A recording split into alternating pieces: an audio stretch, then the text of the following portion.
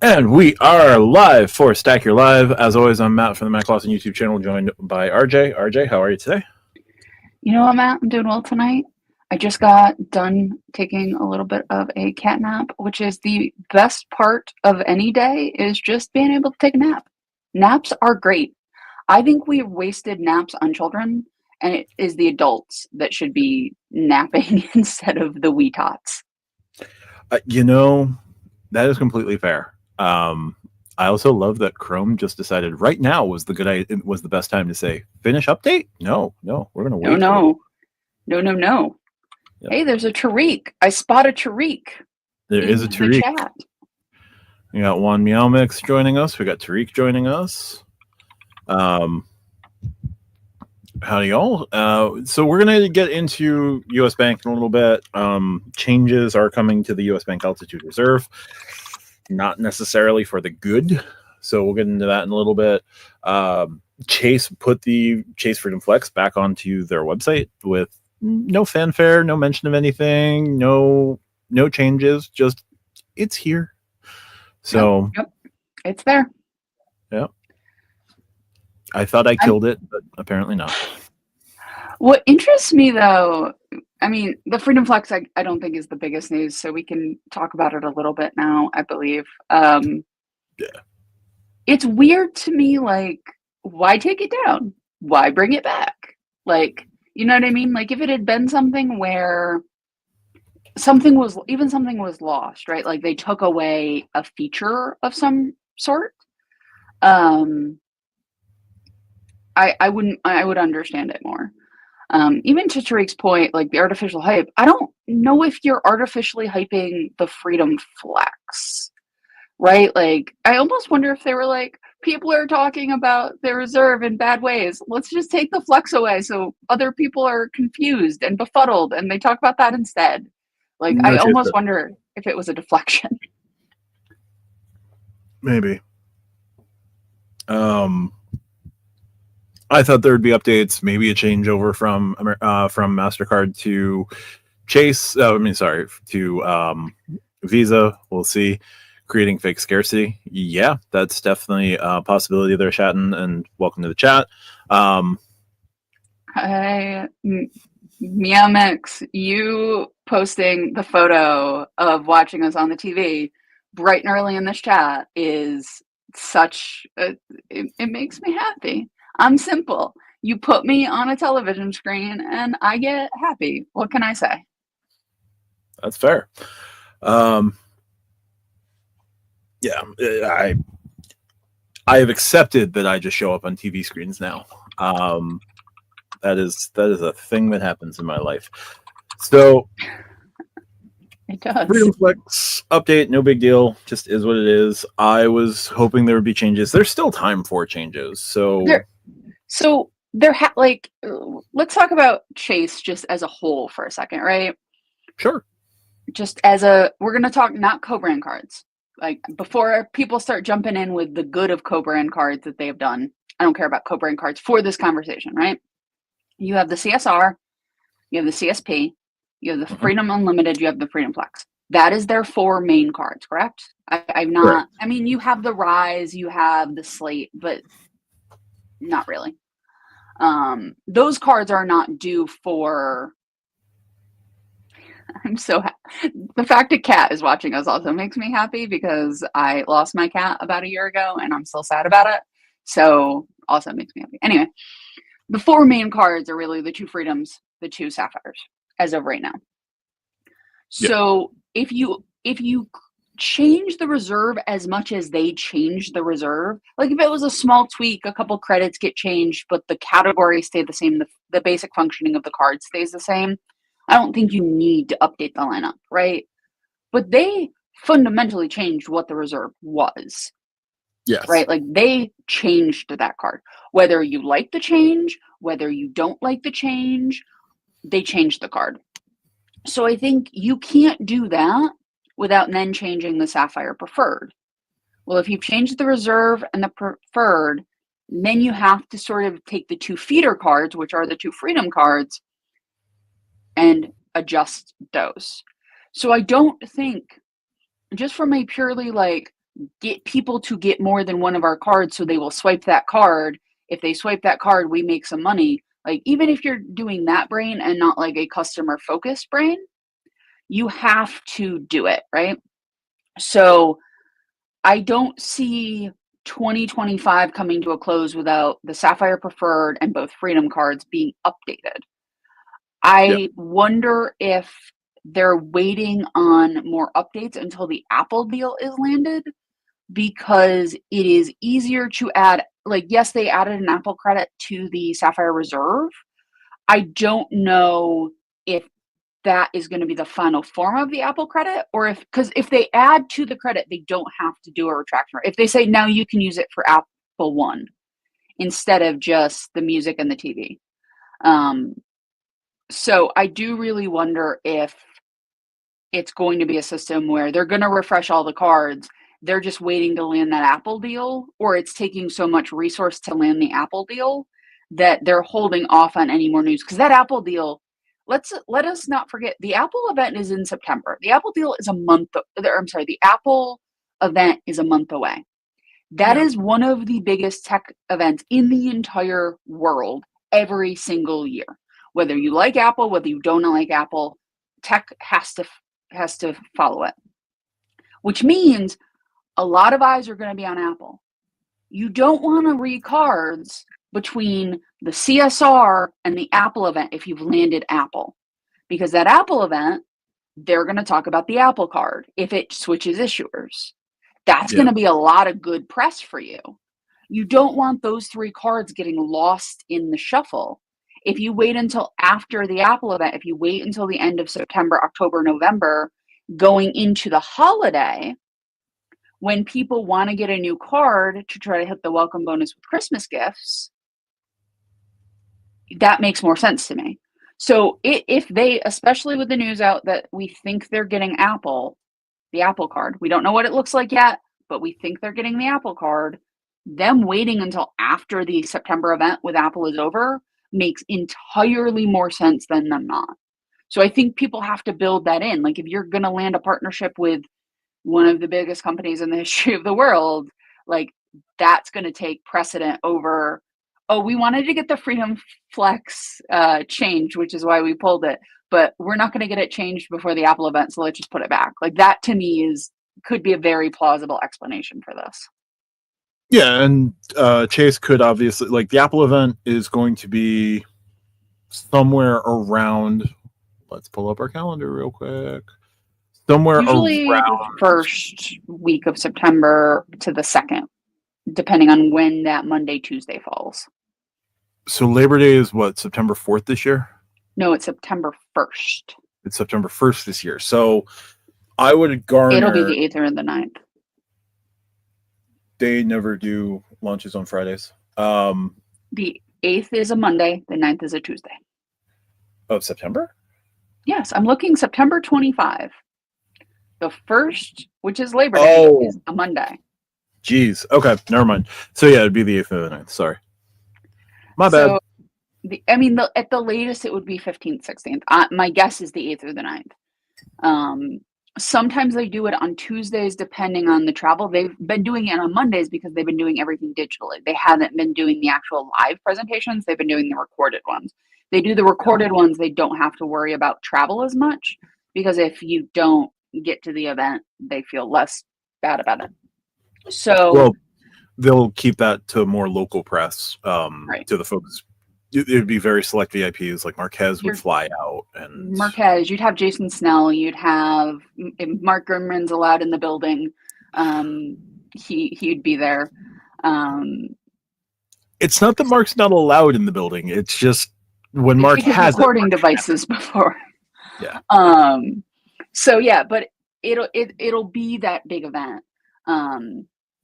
So it really is going to be interesting. But that's why I think, to Sleepy Rod's point, I think that's why you put it back, is because you can't get it out. Like, if they landed the Apple deal and it was going to be announced before the Apple event, you could have had time to refresh the Flex. I don't think they had time. I think the timing got thrown off, or they didn't think they were going to land the Apple deal, so they were going to do the Flex refresh, and then it got closer, and they started thinking they actually were. So I really do think that it has to do with the Apple deal. And yeah, Tariq, it's always that general time. The 10th, sometimes they don't really like doing things on the 11th for obvious reasons. So the 10th, them doing it on a Tuesday or a Wednesday is weird. It's usually Monday, Tuesday. So yeah. As long as I have been watching Apple events, and I am old and have been watching them since the Steve Jobs days. Just going back, Texas Dog. Yeah, the CSR business is a charge card. They call it a pay in full just because I don't think that they want to use the term charge card, but it's effectively a charge card. Amex has the market cornered on being able to call their cards charge cards, even though you can turn them into a credit card with like one flip of a switch in the Amex website. Yeah, I had to order new Hilton Honors cards today. It was weird because my Hilton Honors card has not been working for the last week. Well, that's bad. Yeah. Freedom. So the other thing that they could do is the Apple event. Let's say the Apple event is the 8th or the 9th, right? That morning, they could send out the email with, changes to the card with the informed, as of this date, your card will change. And do that silently, because that's not going to get picked up if Apple is going to be going with Chase and they're announcing it at the iPhone event. I mean, it really also depends on if these are good changes or not. If these are changes that they think the insurer, good Lord, if these are changes that they think the consumer is going to like versus changes that, quote, nerf everything, right? Like if they're going from 5% back on a rotating category to 3% back on a rotating category, right? If they do that, they're going to bury it in the Apple news. If it's something where these cards get substantially better, they're going to want that to be something at least a week after the Apple event. What sucks is that you're saying things that I want to be able to talk about, but still do not feel as though I can because of what I've seen from responses to surveys, and I don't want to blow anyone's spot on that. I mean, you have to learn my favorite phrase when I was in journalism: an anonymous source. Yes. you gotta get comfortable with the phrase an anonymous source, Matt. You are acting in your capacity tacitly as a journalist, and you do actually, in fact, have anonymous sources. I do have anonymous sources. This is true. Vincent Chase should borrow the famous line from Braveheart to promote their freedom cards. What, you can take our categories, but you'll never take our freedom? I don't know. Ron dropping a $4.99 super chat. Thank you so much, sir. Good evening. Good evening. Appreciate that. Sleepy Rod raising the annual fee on the CSP with no improvements in the multipliers, though. That's a move. I don't think we're going to see that necessarily. So I don't think they can. I think at the very least, travel would go to 3x if they moved the annual fee up. At the very least. Yes. QC Man has gifted a Stack Your Points membership. Thank you so much, Which went to Tariq. So now 2 Stack Your Points hosts have silver. I'm amused by this to no limit. I mean, I'll only collect it as it's given out. Juan Meowmix, thank you so much, sir. And QC Man's gifted Man again. Thank you, sir. I didn't say that to get you to do that, but I was deeply amused by who got, because it's random. So it's not like Tariq grabbed it before anybody else. It is a random rotation, but that is very funny to me. That is definitely a move. CSP, I can definitely see. So minimum, it goes to 150. Mike. Whoa! And Mike Newland just coming in and blowing the doors off the place. Dropping another 20 Stack Your Points memberships. Mike, I need to jump on a live for myself at some point. No, man, I'm sorry.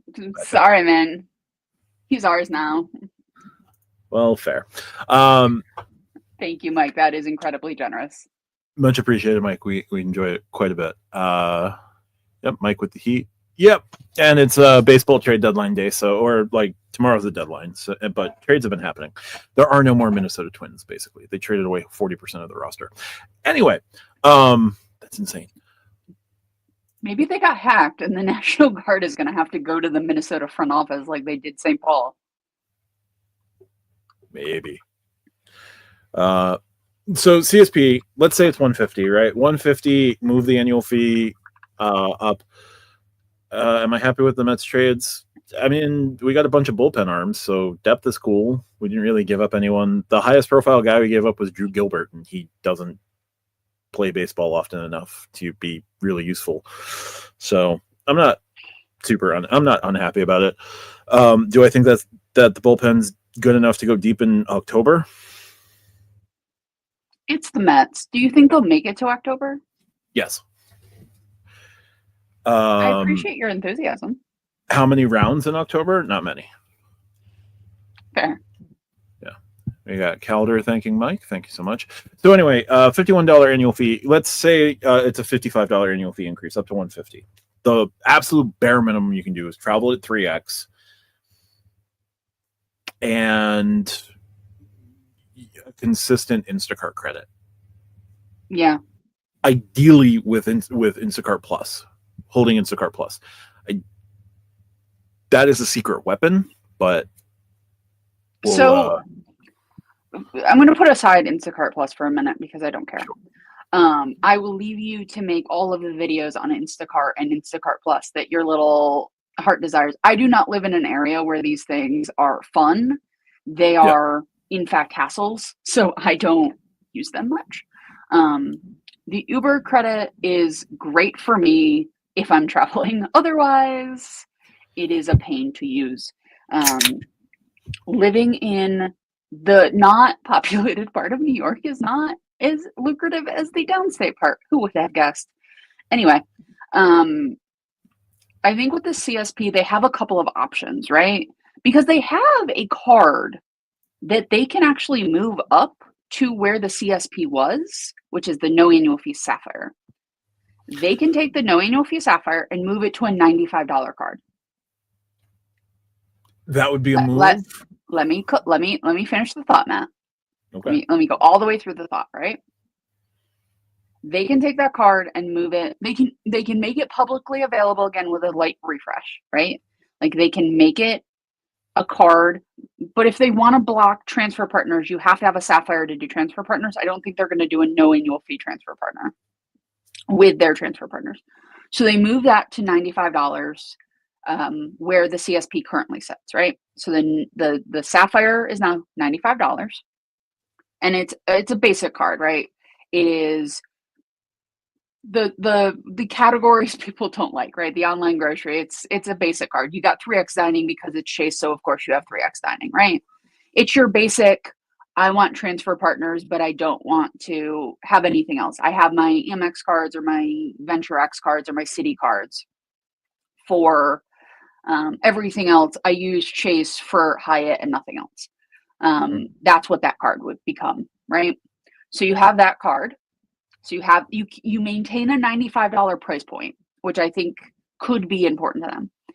That allows you also to take the CSP higher than 150 into the 250 range and actually fundamentally change that card.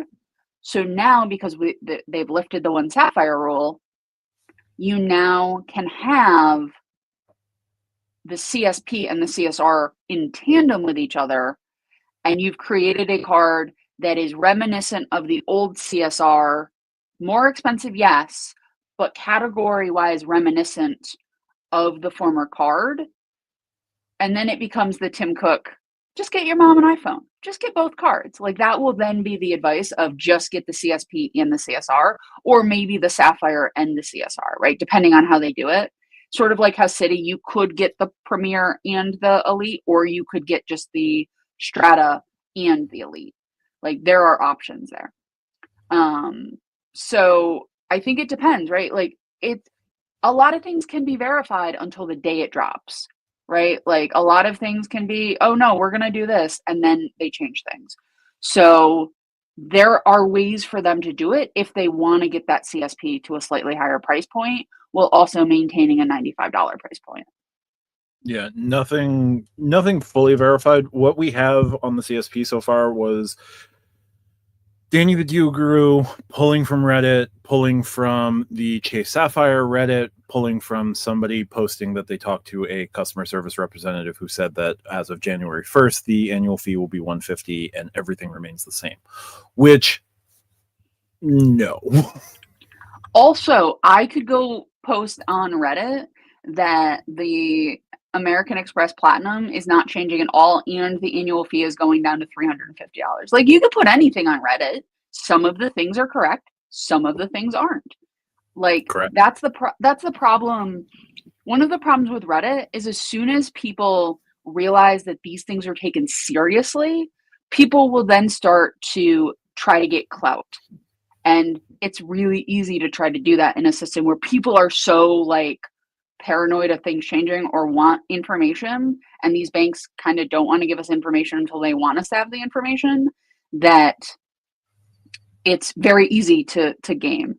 So it's Reddit is not a great source for breaks always. Occasionally they get it right. Like, they will get it right, but usually that's when the bank wants them to get it right, so it can get a little buzz before the official drops. And yes, Drake, I am drinking Dr. Pepper Zero because that was closer to me when I was grabbing my beverage for the live.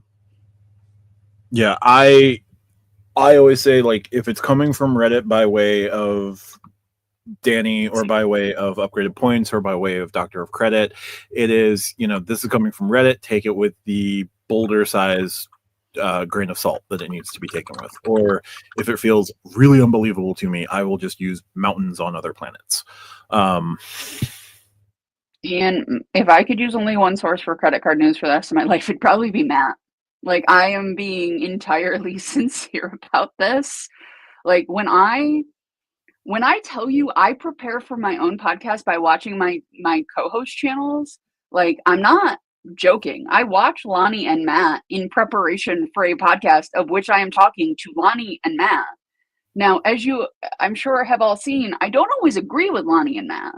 It is not like I take what they say and wholesale repeat their positions. That would not be any fun. And we see credit cards very differently in certain aspects.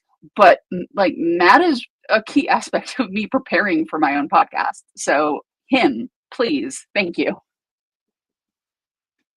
Banks, if you want to just reach out to me, that'd be nice. Mike asked what may be a contentious question with what's the best hotel credit card out there currently and why. I will go with Hilton Surpass. It's probably your best bet. Bang for your buck. You're going to get really solid overall status with Hilton. Really workable credits of just go to a Hilton once per quarter, which is super easy, especially if you're getting a Hilton Surpass. The multipliers on it are good for earning Hilton points to stay at a Hilton. The free night certificate that you can get on $15,000 in spend, it feels like a lot, but like, it becomes your catch-all for the first whatever portion of the year until you hit your 15K. If you want more, you can go to the Aspire. The only other card that really could challenge... Don't say it, because I know I'm gonna say the card that you're gonna say is gonna challenge it. All right, go for it. IHG Premier. It's a really good earning card. It's in that mid-tier. Yeah, the upper tier. It's $95. You get basically 26x at IHG's. It's 5x for dining, travel, and gas stations, and then 3x on everything else. With travel, like, depending on if you don't fly a lot and don't, like, if you josh it and just get economy middle seat and like you're not in it for status or anything and don't want a airline credit card, you can just use 5x on IHG for everything, for your travel needs. Very, like, you get a free anniversary night. You get platinum, you get automatic platinum, which for IHG is very nice. I think the Surpass and the IHG are sort of like, pick your poison, right? Like, are you Hilton or are you IHG? I happen to have both, because I am both. But I think the IHG card I don't think you can say the Surpass without saying the IHG. I think because they are so similar, and the Surpass is technically cheaper. That's fair. Yeah, because the IHG card doesn't have as many workable credits. But it also, like, you don't have to, like, it's not a card where you have to find value. It is a card where the value is there. If you wanna, I think you get some version of a thing. It's DoorDash Premium, maybe. Dash Pass. You get Dash Pass. Thank you. You get Dash Pass with it. So, like, if you ever, like, I have Dash Pass through that, just simply because if I ever have to order something from DoorDash, like, I want it. So, like, that technically pays for the card, much less the 26X. Like, I'm about to get 50,000 points for a stay at an Intercontinental in DC. So, like, not bad for, you know, a couple of nights. So I'm a fan. Yeah. I wouldn't mind, like, I can make arguments for the Brilliant, I think, of the Marriott cards. The problem is you're going to get Marriott points. That is like the number one problem with all Marriott cards. It is super easy to get the $25 a month dining credit, $300 in dining, $350 for Marriott Platinum, and all that Marriott Platinum gets you, which still includes 4 p.m. guaranteed late checkout for now. Because as soon as Hilton reveals how much money they make by just charging for guaranteed checkout, that benefit's going away from every other status. Everybody's going to jump on that. So the Brilliant is the best Marriott card to get. We still don't know what's going to happen with the Ritz by the end of the year. I'm curious about the Ritz, but I don't think the Ritz is really worth the value prop that everyone else says that it is. So here's the thing with the higher end cards, right? The Aspire is in this camp, the Brilliant. I don't think they're bad cards. I think the Brilliant is probably one of the stronger cards, even in a system I don't particularly like. The problem with the higher end cards is they have higher end prices. And They are not hard to make work, but you actually do have to think about them a little bit. Like the Brilliant is probably the easiest one, with the dining catch-all of just being like, buy food, get rebate. But for the cards with those annual fees, they are not as easy to swallow as 150 or 99. And I think that is a factor that it makes it, like, I don't recommend higher end cards unless I know the person A, wants to pay that much or is willing to pay that much, and B, there is a specific reason. So I agree that the Brilliant is a good card. I don't think most people actually need a Brilliant. Like, if you got work spend, run it through that Brilliant. Get all of your points, do stays, do transfers, do whatever you want. Like, I don't care. It's not my life. But if you don't, then, you know, if you stay at a Marriott twice a year and make a total of 15,000 points every year, like, that's it, then probably not the card for you. No matter how good it is, right? Like, it really depends. Also, Key is here. Yes, she is. Spaith, just know that every time you use an IHG card to pay for travel, you make Spaith go cry. I mean, if it's just IHG, it's fine. Here's the thing. I like using IHG and Hilton cards because I like IHG and Hilton points. I don't need my points to not be proprietary. Me, RJ, you might like Matt loves being able to cash out if he wants to. He likes things that can move. I respect that. That is not me. Like, I want my points locked into an ecosystem because here's the thing. I know I'm going to use it. There is not a world where I don't use Hilton points. There's not a world where I don't use IHG points. There's just not, right? Like, I would have to not be traveling at all for those things to be true. So for me, it's not a problem. And it makes my mental math so much easier. So for me, I like that lock-in, which is why I use those two cards as my catch-alls. So I get it, Spaithco, but your version of how you do returns and my version of the world of returns are different. And that simply is the miracle of credit cards. You can play the game in so many different ways. And yes, Beto, we'll get to the U.S. altitude reserve. We're just not quite there yet. Yep. Key mentions that the Ritz card is like Fight Club, and what's the first rule about Fight Club? Hey, talk to the other creators. Key, look, I hope they don't change your Ritz card, but that Ritz card is going to be so dead the moment that Amex gets full control of all of the Marriott cards that it's not going to be funny.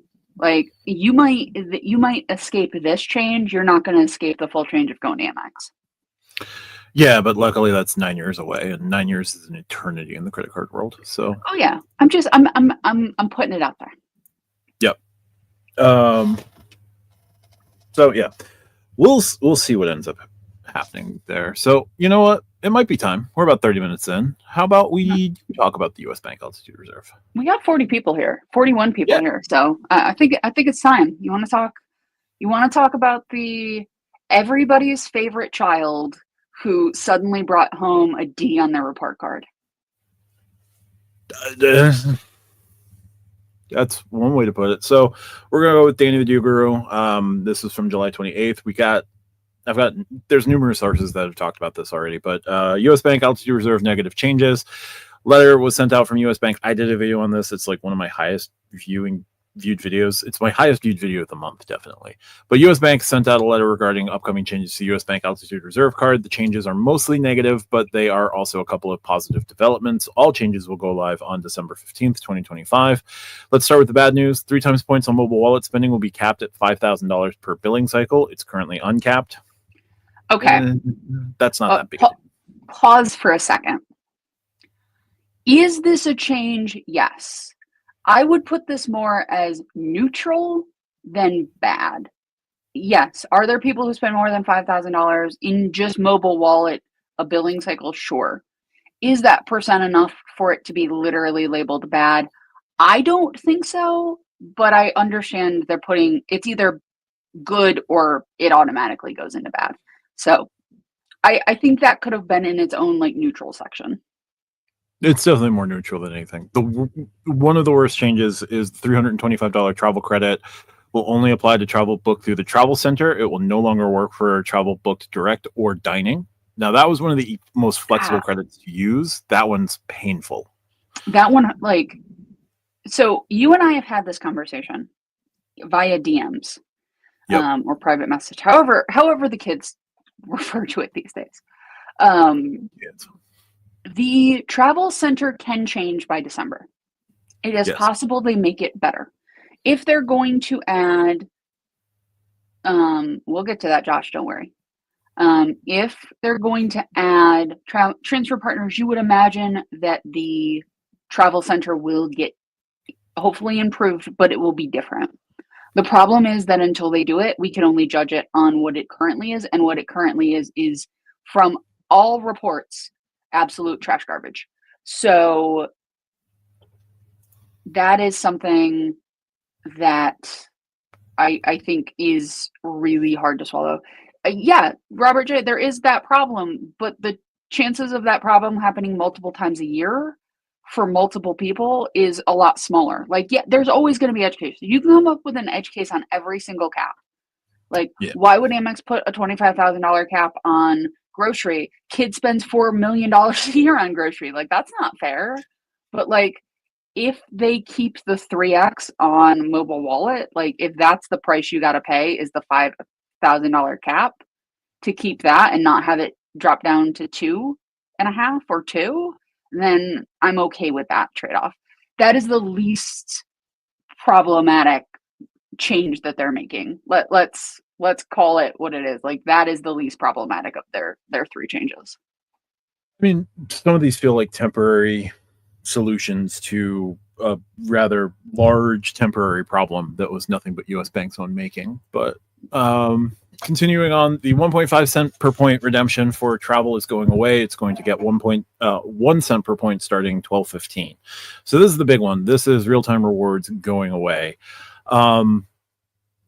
I don't think that that's great. I think if they Again, Travel Center could change. Maybe Travel Center could come with its own version of points boost.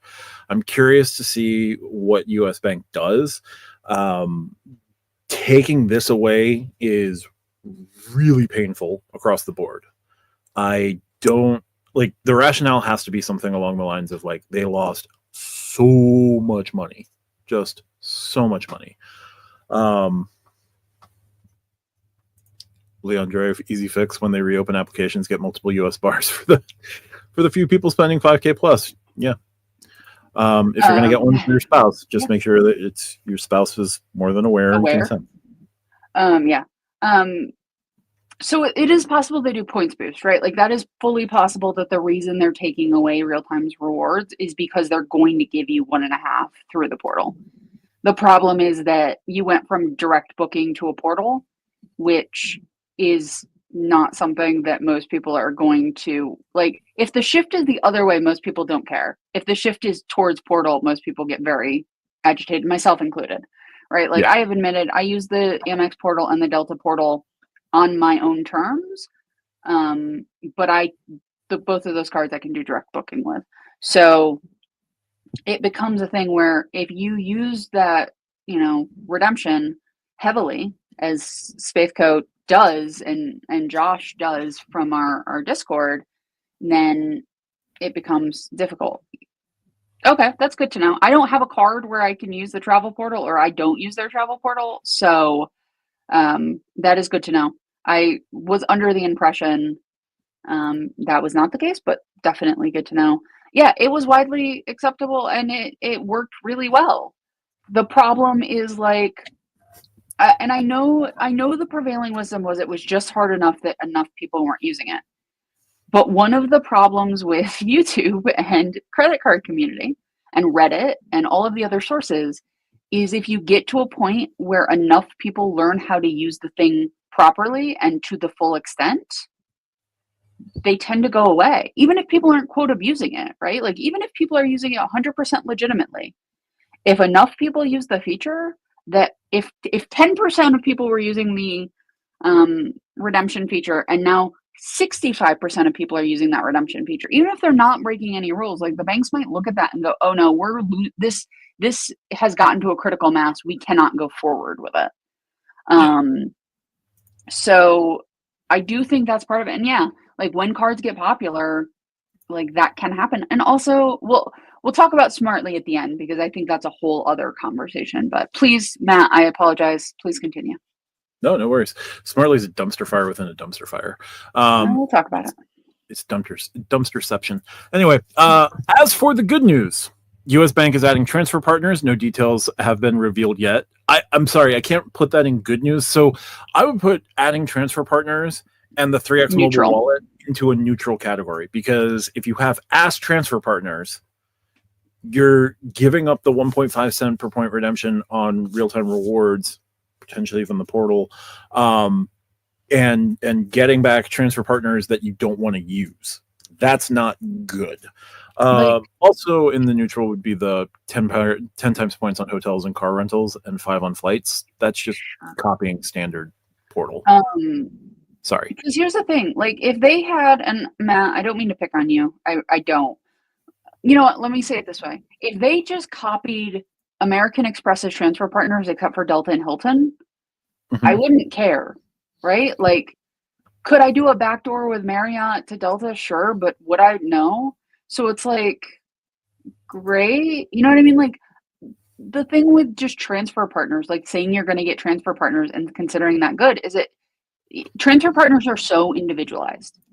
I do not use backdoors in 95% of situations normally, and in 100% of situations the way I book, because I'm at a regional airport. Now, if I lived where Matt did and I had access to the wonders of New York City, things would be different.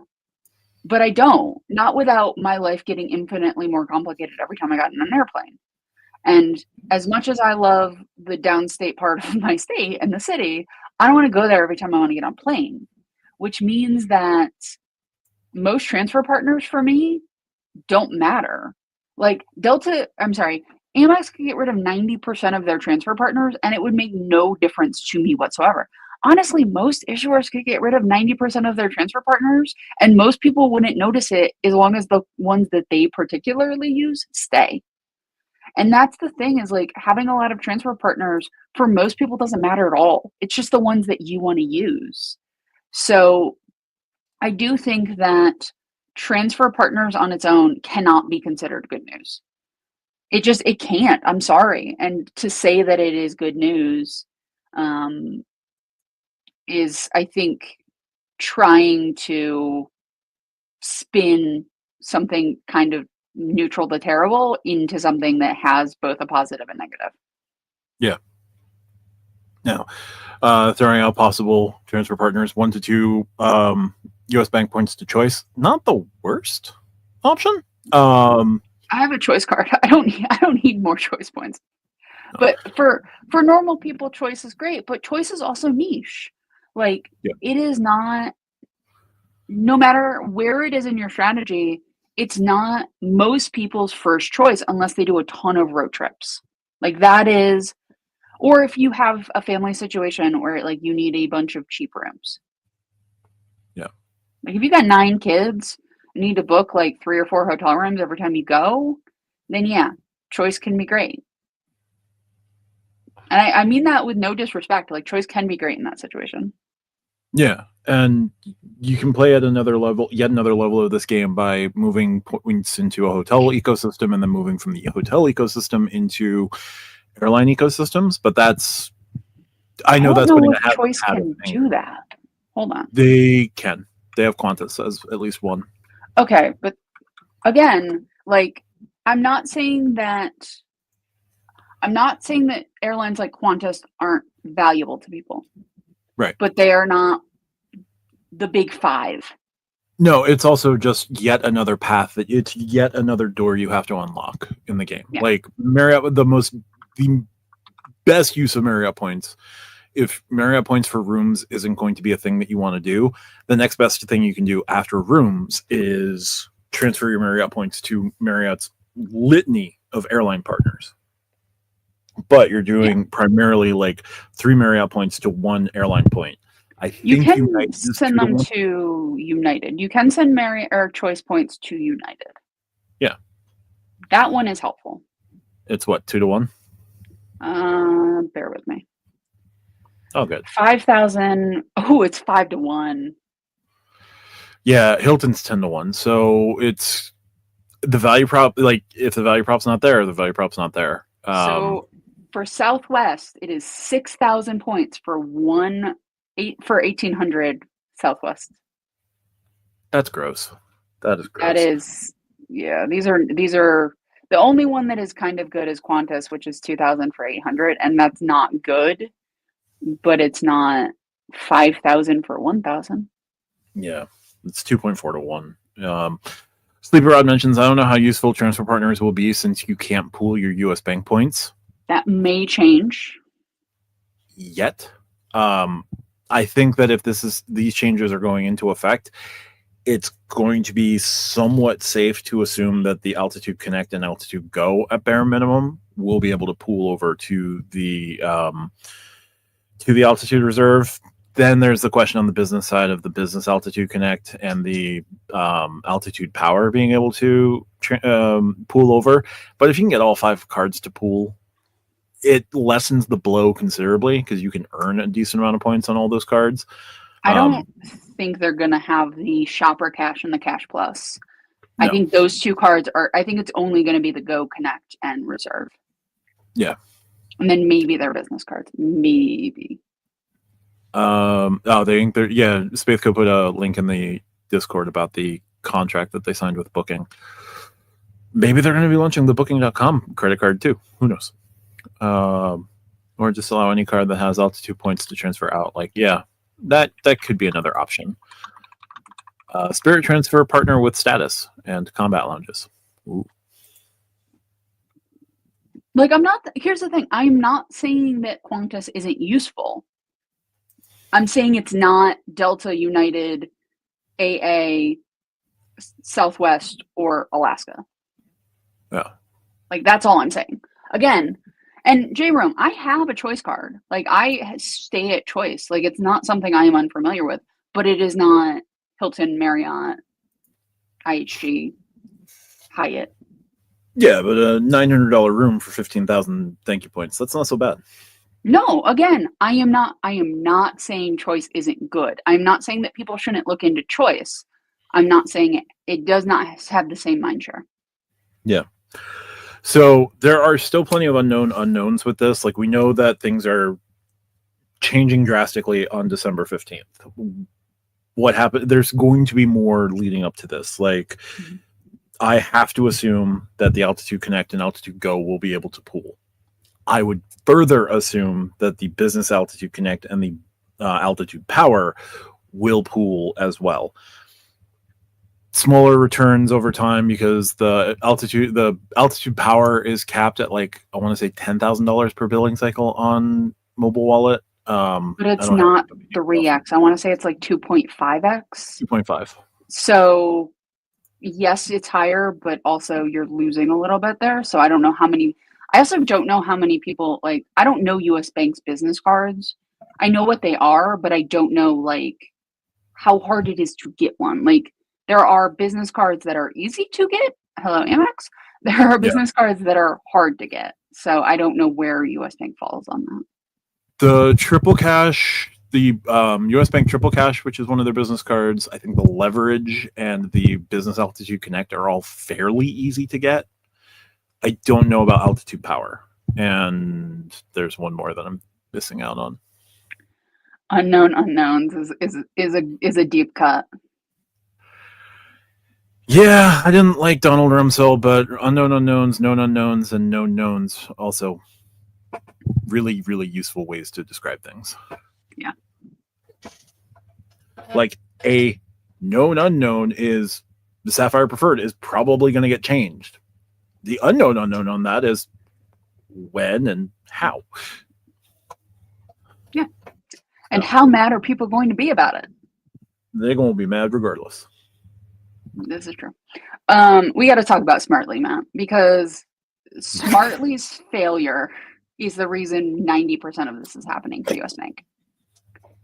Like, this is maybe one of the most self-inflicted wounds we have seen from a bank in a really long time. What US Bank did was US Bank stepped on an anti-personnel mine, and then to fix the problem of stepping on an anti-personnel mine, they took an RPG and pointed it at their foot. That is the best I can do with Smartly. It is just a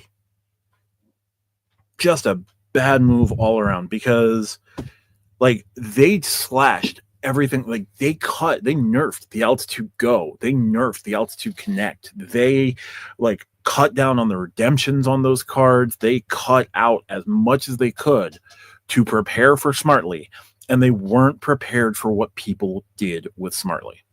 And here's the worst part, right? They tried to copy Bank of America, but couldn't figure out that Bank of America put things in place to prevent it. Like, publicly available information. I'm not saying, like, the proprietary stuff in the background. No. Like, they looked at US Bank and their list of restrictions and went, no, we don't need that. US Bank doesn't know what they're doing. They're not one of the big boys. Like, no, we don't need any of that. And then they're like, maybe we do need some of that, and maybe we should put some things in place. But, like, somebody did the assignment and did it well and spent years crafting that assignment. You looked at their work and went, no, I can do this better. And you can't. Like, this is like a resume generating event. Like, this is bad. Yeah. Perfect ironic name for a failing program. Failed program. I have a feeling that Smartly will be done by the end of the year. They're sending out the nerf emails and letters now. Some folks are getting good versions of the letter, and I know Robert J here in the chat is one of the folks who's gotten one of the good letters. But the program is just completely unsustainable. Like, one of the things with Bank of America that they did right was like, yeah, you get a 75% boost with 100,000 points in with $100,000 in assets with us, but the base was so low.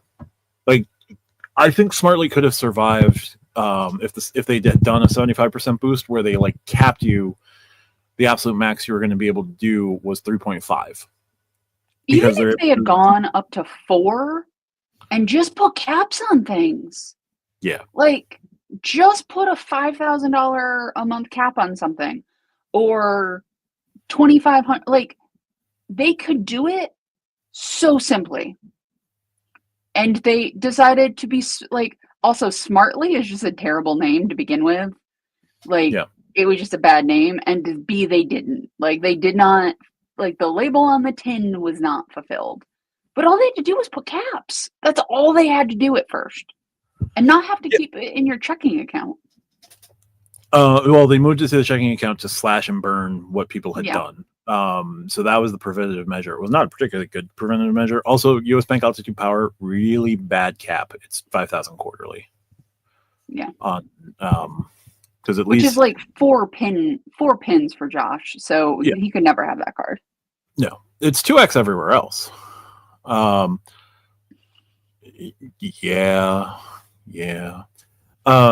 Smartly, so like, I think the grand vision for Smartly was going to be the Smartly card, and then there was going to be a Smartly like luxury type premium card of some sort, whether that was a lifestyle card or that was a travel card. It was going to be a big annual fee. It was going to be like, you think Smartly's great for no annual fee, 4% uncapped. Wait till you see this card. And then the internet happened. Have you met the internet? Have you seen people on the internet? People on the internet are not to be trusted. And they saw a thing, then broke it. Here's the thing, right? Like, I am notoriously like a curmudgeon when it comes to hacks or workaround. Like, I don't like them. And I'm not saying like I have a moral objection to them. I do for some. But like, for most of them, I just don't want to do it. Sure. Even me, it would be hard. Like, if I had the money to just get the 4% back on everything, it would be really hard not to just do it, especially with the original one, right? Like, there's hacks, and then there's just like, put 100,000 here and get 4x everything, or 4% everything. Mm-hmm. Like, there was no hack. You just had to move the money, and they were telling you to do it.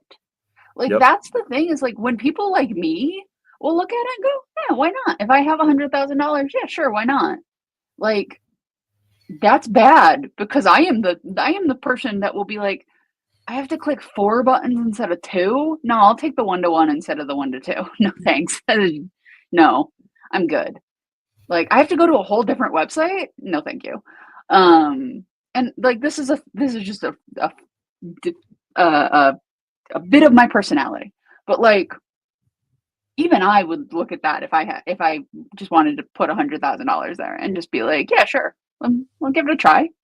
So like, that's the first step. If like, you can't get past the people like me, you have no chance against the people who do some of the things that are done. Even the people that are still like doing the legal things. Like, you have to get through so many bars of people, and they didn't clear the first hurdle, which is like people like me, which is not a great sign. At least it's not like, at least it wasn't like, put your money in a 12-month CD and like, you can't get it back for 7 more months. At least it wasn't that. I mean, that probably would have been a better play for them. For the people, yes, but like, well, for the bank too, they could use the money in the CD and fractional reserve banking and velocity match out. But yeah, no, they didn't. Like, this feels like somebody went to ChatGPT and was like, how to make a credit card program. Like, this is ChatGPT credit card program, if I've ever seen it. put it in the CD, I think is what Tariq is referring to. Yeah, probably. I mean, CD would have been a better bet for them because, like, you can't touch your $100,000. Then you have the money. Yeah. Yeah. Smartly was ill-conceived. Like, the fact that Smartly V1 like barely survived the April nerf, right? And then it took another quarter to hit the folks with V1 with the same requirements as V2 going forward. And now it's like there are two subsets of people. There are the people who like got the good letter and you get to keep having some of these benefits, and then there's the folks who have the bad letter and they don't get to do like nearly as much, it seems. No, everything on Smartly was bad from the start, and it just got worse. Look, as long as I don't touch the Cash Plus or the Shopper's Cash for the next 11 months and some odd days, I'll be fine. Like, we start messing with those two cards, and that's the canary in the coal mine. Because if it falls all the way down to those cards, that's gonna be rough.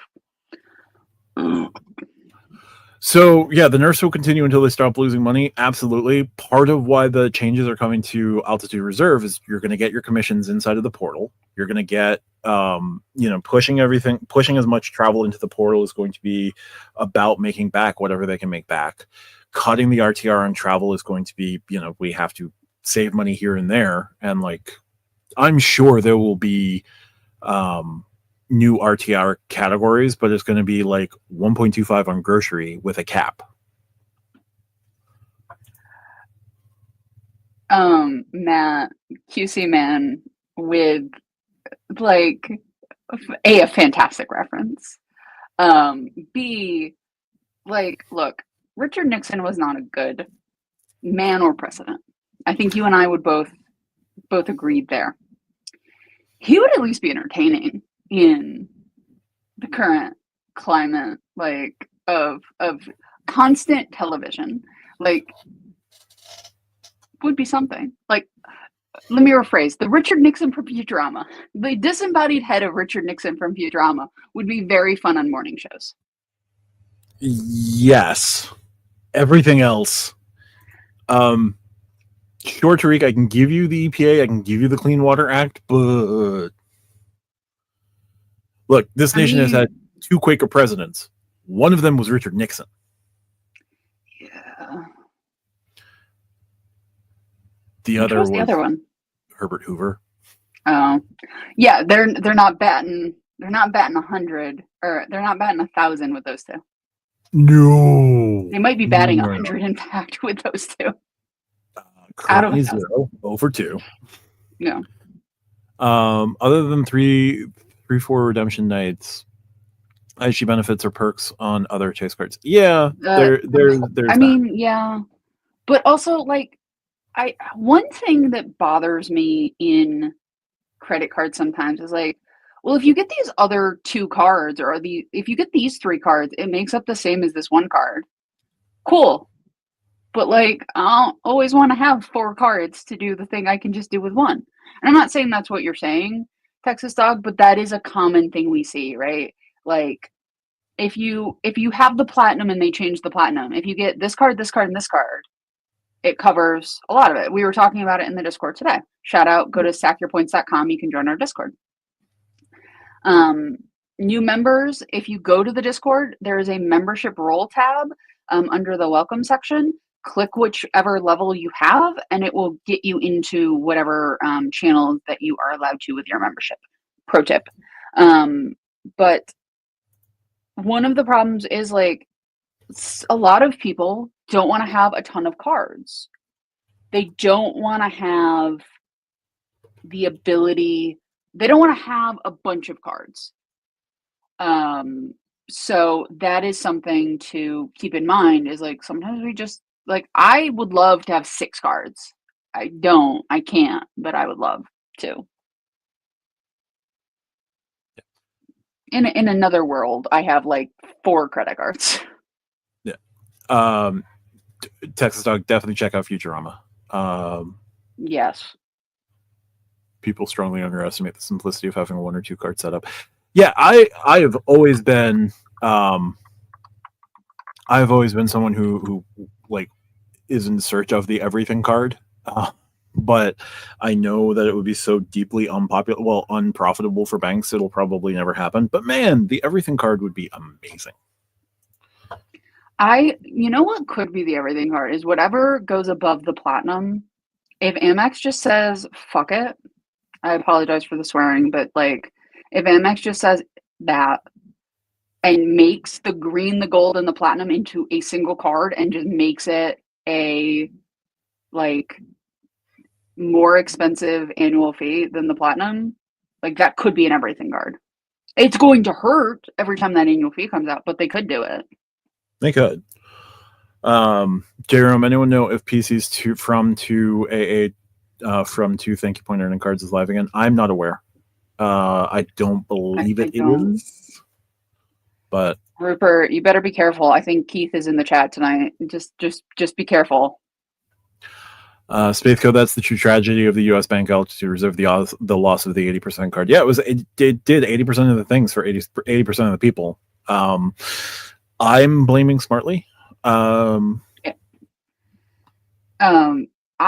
thing with Built is I cannot in good faith recommend Built because of the program. Like, and I understand the people who do, and I get the people who get value out of it, but the company is bad right now, and I just can't. Yeah, the current card is fine. The program is good. The company is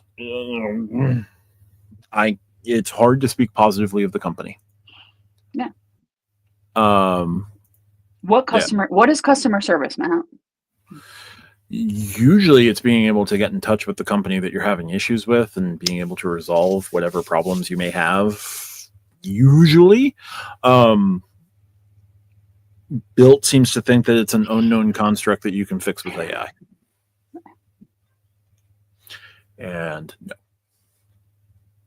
So, yeah, Altitude Reserve changes are coming in December. I don't know how good.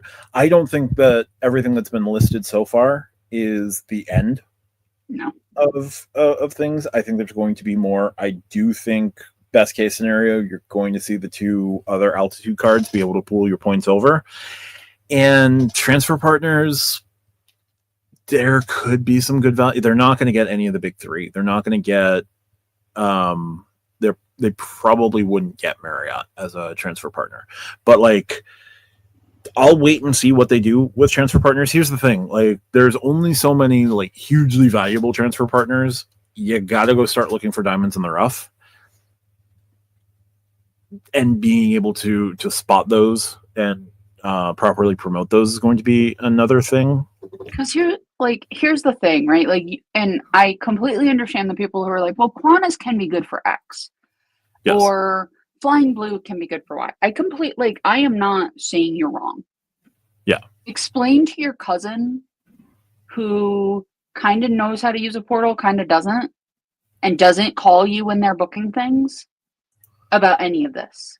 Like, that's the quote problem with not having one of the major transfer partners, right? Is like, there is amazing value out there for people who are willing to dig for it. Like, there is great value. But explaining it to most people, and I get it, I get the people who are going to say, well, that's the point because they don't want people to use value. But like, you also have to have transfer partners people have heard of, or it then becomes a negative. Because like, oh God, I'm blanking on their name. The mortgage company. I want to say Meta, and I know that's not right. Mesa, thank you. I was close. Mesa, like, their transfer partners are ones that you can get value out of, but most people have not heard of them, which keeps the program small, which is probably why the program is able to continue right now as it is, right? Like, if they had Delta, like, that program would be used, abused, and closed by now. So like, there are benefits to it, but explaining to people who are kind of in the game, kind of not, how to do the backdoors for some of the stuff, even if they can, because it is not a guarantee they can, is not always super helpful or easy. Wells has transfer partners, guys. They just need more. They need more, or they need to be creative. They need to do one of those two things. Yeah. U.S. Bank JetBlue would be great. JetBlue would be great. I would figure out a way to move some shopper cash something to JetBlue. I'd be down. Look, I think she's getting them because she doesn't use them very much. Like if she was hitting those offers every time they came to her door, they would stop. Mm-hmm. Consider a card benefit if banks would give instant contact with a human customer service rep. Yeah, the Sapphire Reserve, you can get on the horn with an actual person really quickly. The Platinum line is the best one I've ever used. Yeah. I had to use it exactly twice, but it was super easy. Was Hoover not a Quaker? Is Matt wrong? No, he was born a Quaker. He was at least born a Quaker. I don't know if he was practicing, but he was born a Quaker. West Branch, Iowa. Anyway, probably one of them conservative Quakers. Don't love it. His mother was Canadian. Gasp. Sorry. That's why he was so nice and did that food program for the UN, League of Nations. Just like one more. It makes me like, Josh, I think you're asking for one more Amex mailer. My mom got a mailer for 100,000 mile offer on the Delta Platinum that I am trying to nudge her in the direction of applying for, and then I will pay whatever fee to get myself those 100,000 miles so I can use them. There you go. I'm nudging. She so far has said no, but I'm softly nudging. Yeah. Let's see. We went over Freedom Flex returning. We went over the U.S. Bank Altitude Reserve stuff. They do now. Yeah, there you go. What do you guys want to talk about? You've been a supportive chat, but you haven't been a I want to talk about this thing. So what do you guys want to talk about? He may have been. I'm not as up to date on Richard Nixon. Oh, Hoover. Yeah. I'm pretty sure it wasn't. Nixon was the first student in the first class at Stanford.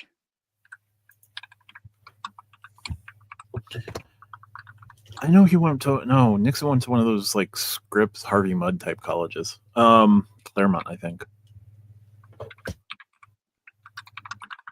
Oh, sleepy. He graduated from Whittier College. Yeah, that's a consortium. Yeah. He died. Yes, it's back. It is back. Not changed. No.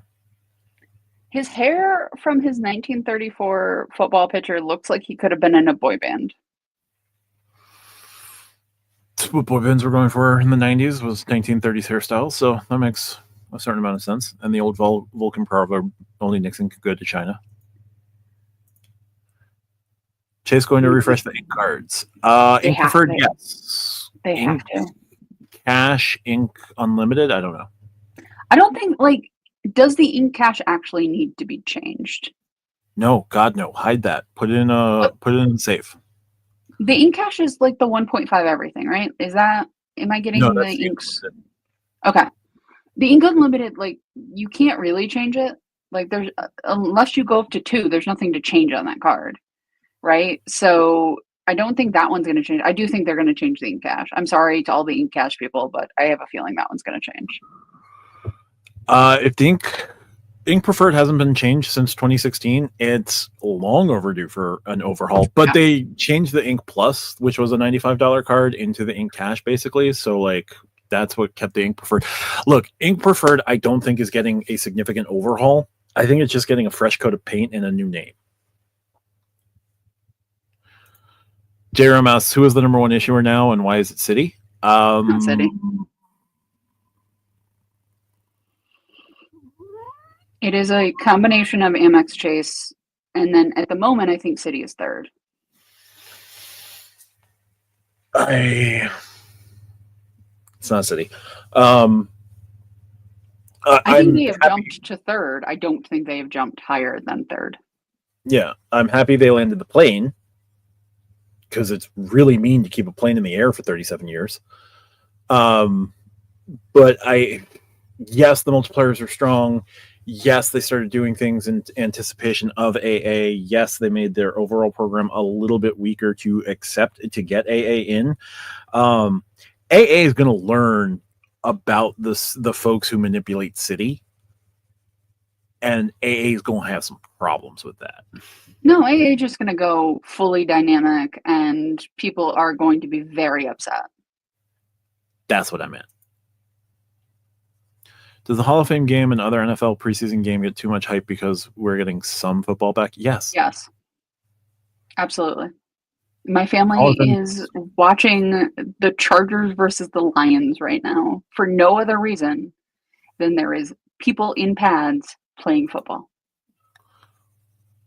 Okay. I will leave it to the folks at Wikipedia. Guys, I'm not gleeful over it, but there's just no way that it keeps on as it is. I'm sorry. Like, the ink train is getting shut down for the crypto chain. Oh, Matt, that's what that was the thing. If I can't add a Citi card to mobile wallet without all hell breaking loose, Citi will not be number one. Yeah, there's also that. Stop being a mean person who says mean things. Guys, I'm not. There are a lot of things I will gleefully say. I am not gleefully talking about that. I'm just saying that it has to change by how things are going. There's also that. I think that, like, Citi, I think, is a strong third right now. I think it is really hard to come for Amex or to come for Chase. I think the only one who can come for Chase is Amex. The only one who can come from Amex is Chase. Like, that's just how it is. But battling Wells Fargo, US Bank, Citi, and Cap One in that, like, spot for third, that's a more interesting race, in my opinion. Even though technically, Matt, do you realize my wallet has changed so much? I now have 6 Amex cards. 6 cards issued by Amex directly. 7 cards issued by not Amex. I now have more non-Amex than Amex. Ooh. I don't like it. It feels dirty. Well, you got time to make arrangements. QC Man with an interesting question: who goes dynamic first, AA or Hyatt? Here's the fun answer. Here's the chaotic answer. Both.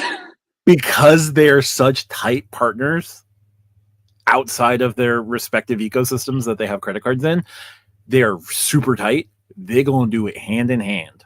They're going to Thelma and Louise that fall off the cliff. Not really a fall when you drive a vehicle off a cliff, but you know. So nobody put in the chat the rumor to the CSP going to 150. It's from a Reddit user, guys.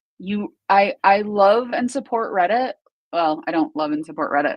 I use Reddit, but, like, random user says X. Like, maybe we shouldn't report every random user says X. I'm just saying. Yeah. Sleepy Rat asks, what keeps Citi from being first or second? Some would argue Amex points have gone down, though. Since Emirates transfer rate went down, they lost Hawaiian Airlines with no replacement, etc. So here's the thing. Yes, they need to add more transfer partners. Yes, they could do with strengthening some of their transfer partners on the American Express side. There was a upgraded points article. I did a video today about it.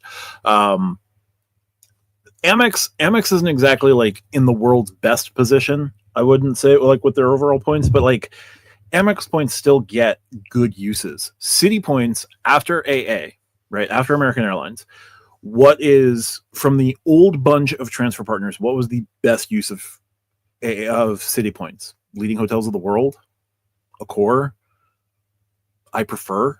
And I Prefer and Leading Hotels of the World only came online in the last, like, 9 months. Before that, it was maybe Eva. If they have Eva? Yeah, I think they have Eva. Like, the best question was, the question to ask is, like, where was the significant value? Okay. Paul mentioning choice, Ian mentioning cashback. And Citi's getting the same hit on Emirates that American Express is getting. It's not like Citi's keeping Emirates at 1-to-1. I just don't know. Like, they're close. They've jumped up. I can't argue that they haven't jumped up, but the strength of their jump is solely and 1,000% based on the value of AA miles. And if anything happens to American Airlines miles, the Citi train just goes. So I think there's a couple of ways you have to look at it, right? I don't think you can just say, well, one has AA and one doesn't, so AA wins, right? Like, you can't just look at it that way. So what I think you have to do is look at it as a whole. You have to look at the cards they offer.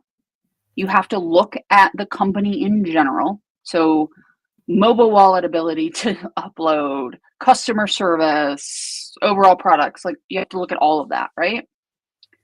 I don't think you can argue that Chase and Amex are not bigger and have a higher overall rating in most of the key points than Citi, than Wells Fargo, than US Bank, than Cap One, right? Like, it's not simply who has the best transfer partners, because that's going to depend. That is truly going to depend. Because what works for me as a transfer partner is not necessarily going to work for Matt as a transfer partner, though he probably would be the easiest person to take my transfer partners. It's not going to work for Lonnie, it's not going to work for Treek, it's not going to work for Craig, it's not going to work for Spaithco, it's not going to work for Keith, it's not going to work for Josh, it's not going to work for Paul, it's not going to work for, I can keep going, right? So, like, you can't say this transfer partner makes them the best. You can't necessarily, right? So yes, AA makes them stronger. As an overall product, AA 100% makes them stronger. I'm not debating that point.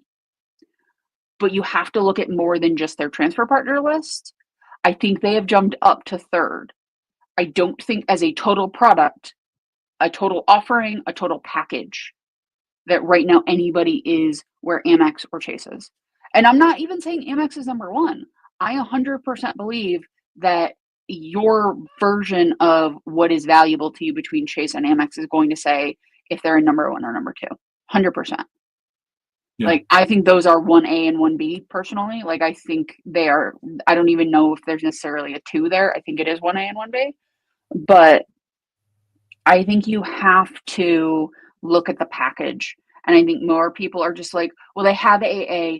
AA is super valuable, therefore they must be number one. And I don't think it's that simple, because if the customer service sucks, if you've got to wait for a letter anytime your account is potentially compromised, if you have issues with a mobile wallet, which enough people have it that it's not, even if 15% of people have a mobile wallet issue, that's 14.5% too many.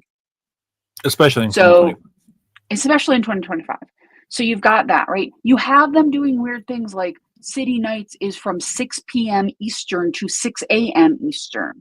And there are more time zones than that, right? Like, it becomes this thing where you have to look at the package as a total and not simply the transfer party. If you want to talk about who has the best transfer partners, that conversation is never going to be simple. And then you have to include something like a bill, regardless of if they're cardless or not.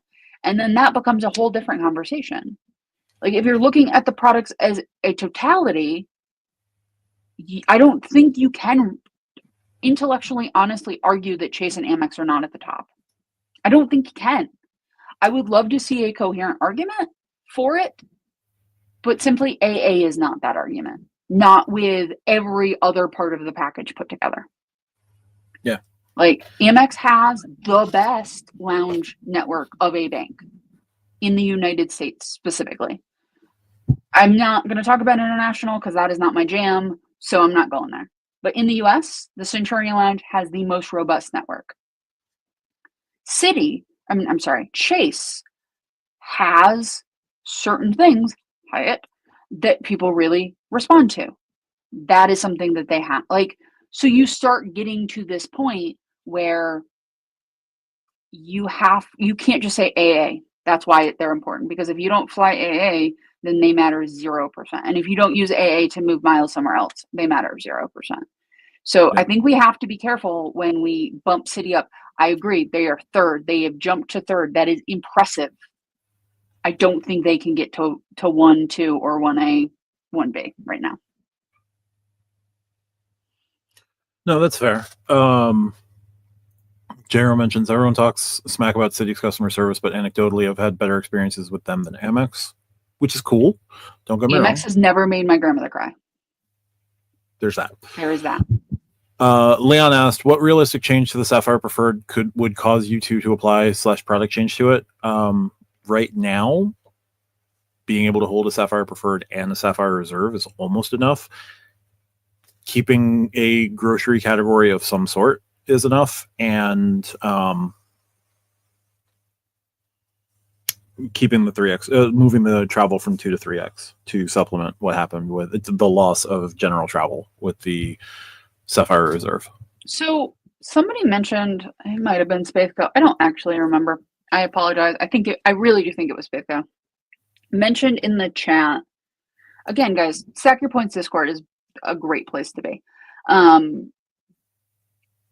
If you have, I think specifically co-brands, right? Mm-hmm. Do you need a general travel category? Like, if you have a card that is doing airlines and hotels specifically, do you actually spend enough outside of either 4x or 5x on hotels and flights or co-brands to where a general travel category is quantitatively important? And now I'm asking you specifically for this question. I think everybody needs to do that math themselves, but I'm asking you, Matt, specifically on this. Me specifically, probably not. I don't commute to New York City, but if I commuted to New York City, I don't probably need that general travel category. I want that general travel category because I lost that general travel category. It is a place of you had a thing that was super, super easy to use and super, super valuable, and you took away that thing. So I want another card to supplement that. Was it valuable or was it and look, I am somebody with 2 Delta cards and a Platinum. I understand the idea of, I want this card because it makes me comfortable that I have the benefits or the multipliers or whatever of a card. I am not downplaying that. But was it valuable or was it comfortable? I think it was a lot more comfortable than anything because I have the autograph. The autograph has every category, has every piece of the travel and transit that the Sapphire Reserve had, and I didn't pay $550 for the autograph, but it's Wells points versus UR points, right? I can cash out the Wells points and I can buy into whatever other loyalty program that I'm transferring to with my Chase points. But if I were to start working in New York City and I have to buy Metro North and I have to buy a monthly pass, I want that monthly pass going through UR points than going out and getting the green card or going out and getting or using my autograph card for that, because I value UR points more than I value MR points or Wells Fargo points. All three have their value. Don't get me wrong. So just having that broad a category. Now I don't usually take ferries. I don't do a ton of ride shares. Chase has bribed me with 5x points on Lyft, and I can stack my Lyft points with other places that I use. So did I spend enough? No. Do I want the comfort and the blanket back? Yes. I am Linus in this situation. I want 3x travel and UR points for 3x travel. And that is why I have gone to the Amex Green page for the last 3 months, longingly looking at the Amex Green, of which I closed because I don't need it, but I miss knowing I have it. So, and I have the Blue Business Plus, so I'm getting 2x on anything I want. But again, there is comfort, and I am not above that. I am not somebody who's above that. I was purely curious. QC Man, I have never had a card that would get me into a Chase Lounge. So I can't answer that. I have cards that will get me into Sky Club, and I have cards that will get me into Centurion several times over. Your platinum card with the priority pass can get you in one time into the Chase Lounge. The problem is the Chase Lounge is in Terminal B LaGuardia, and you fly into and out of Terminal C. Okay. The idea that my American Express card can get me into a Chase lounge has never once in my life crossed my mind. And after this conversation, it will never again cross my mind. Just putting it out there that you have at least one card. Here's the thing. You're being facetious. I prefer Sky Club before everything because I basically only fly Delta. So I look at the Sky Clubs and then I look at the Centurion in that order. So for me, like, I would have to go so far down to a Chase lounge, and I'm not saying there's anything wrong with Chase lounges. For me personally, with how I fly, I would have to go so far down before I hit Chase lounge that, like, the chances are I'm in an airport with no lounges before I'm in a place where I can only access a Chase lounge. There's that. Clinton does bring up valuable if you were getting 3x on cruises, and if you're doing cruises with like Virgin or Marriott cruises, like, do get that point stack included because you'd be earning Virgin points or Marriott points as well. Paul noted that Citi, I believe he's talking about Citi needs actual business cards. Yeah, like it is a thing. My complicated feelings around business cards aside, business cards are in fact important. And Amex and Chase have good business cards. That business gold is an undervalued card, and I think it's talked about a lot, but it is still a great card. Yeah, using the VX and the Platinum to get into a Sapphire Lounge is perhaps the funniest use.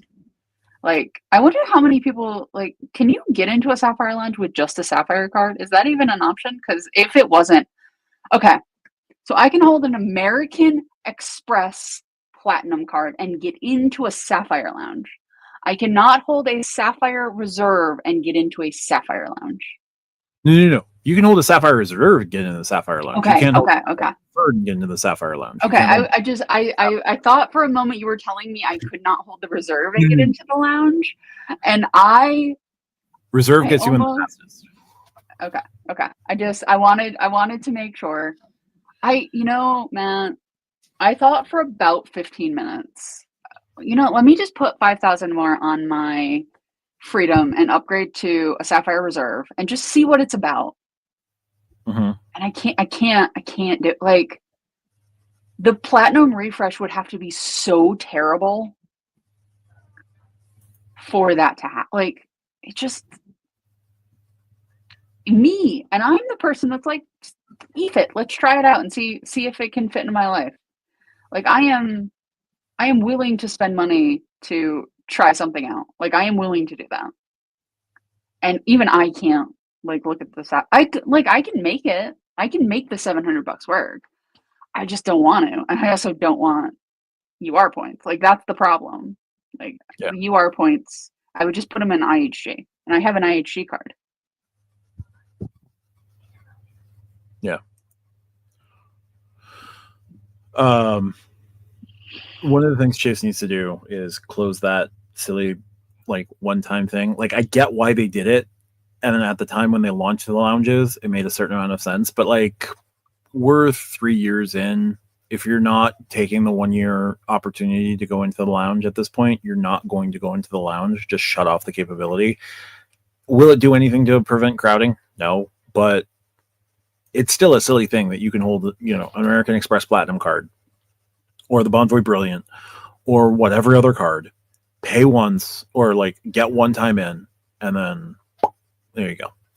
You can get one visit. Yeah, not per lounge with priority pass. They want you to, they want to give you a taste so that you want more. But how many people know about, like, I'm asking, like, I don't, like, I had the CSP for a year. I did not know that was a feature.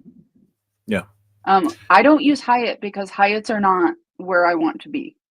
Like, Hyatts are not where I want to stay. Hyatts are not where I am traveling wise.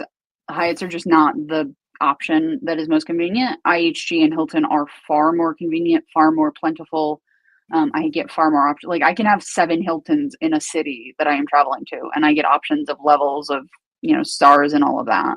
So I am somebody who I want to consolidate myself into as few things as possible. I am that person that like I don't free bird just going out and staying at like a Marriott unless I'm going through the Delta portal to get MQDs for it.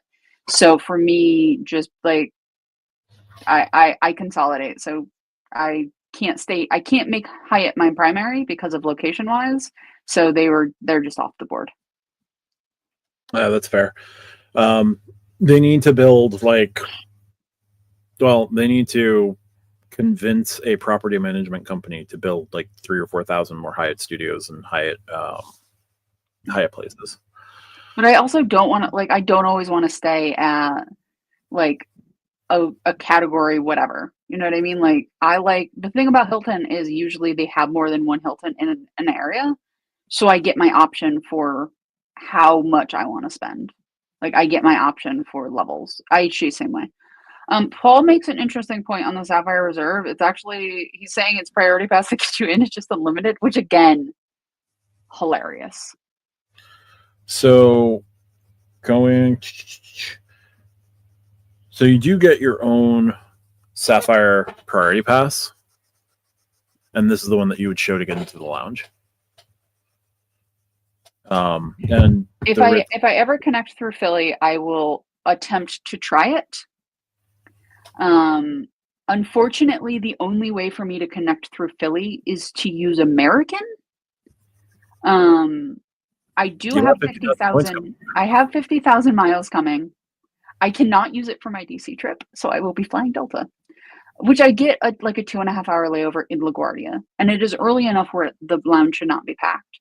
So I am very excited because I get to go to my favorite lounge before going to DC for 3 nights or 3 days by myself, not having to answer to a single person and just getting to wander museums. That truly a vacation by myself where I just get to go into Smithsonian's is kind of perfect. Like also the room service menu is fantastic, which is great because sometimes I'm lazy and I don't want to actually have to like go to a hotel.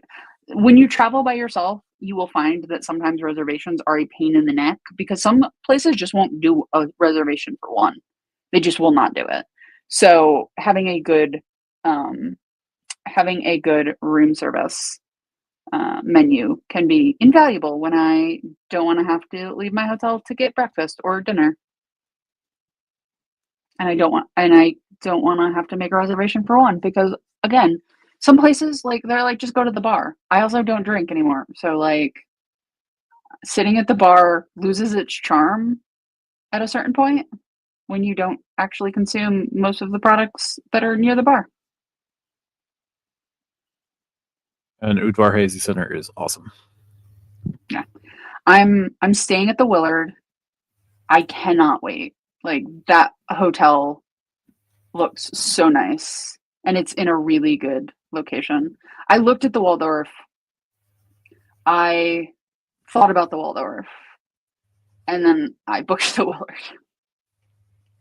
You did have that weekend pass. I have the weekend with the ambassador for IHG. I also am ambassador, so I get to use like the ambassador only check-in and all of that. I get the room upgrade. And I got him so I am not the person who usually does this, but I thought, you know what, if I know I'm getting an upgrade, right? If I know that is a thing that will happen, I got the mini suite, so I will get upgraded above that. Simply because why not? I need to take a picture of myself in a room within a room just for Lonnie. Just for Lonnie, because we talk about rooms within a room all the time on Stack Your Points. So yes, but I'm very excited. I'm gonna go. I'm gonna go and enjoy. Clinton, this wouldn't be a problem if the space shuttle program hadn't ended abruptly because of what happened.